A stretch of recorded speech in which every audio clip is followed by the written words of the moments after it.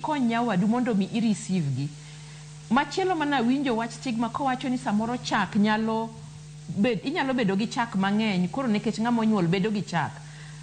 Koro samoro kata mana environment, nawacho ni supportive environment.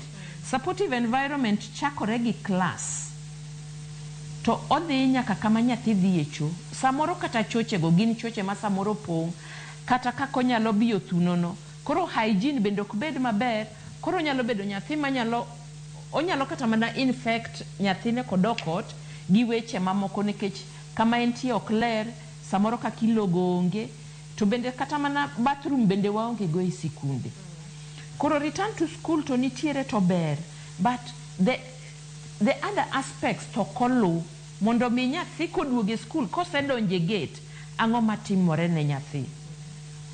Erokamano ahinya. Pod walose mana mano ero nikech kane waloso kodgi giwacho ni ewi magi luoro mane gintiere godo dok ir awacho ni age mates gi nitiere moko kuomgi mane ng'iyo ni koro gidhi adhi e course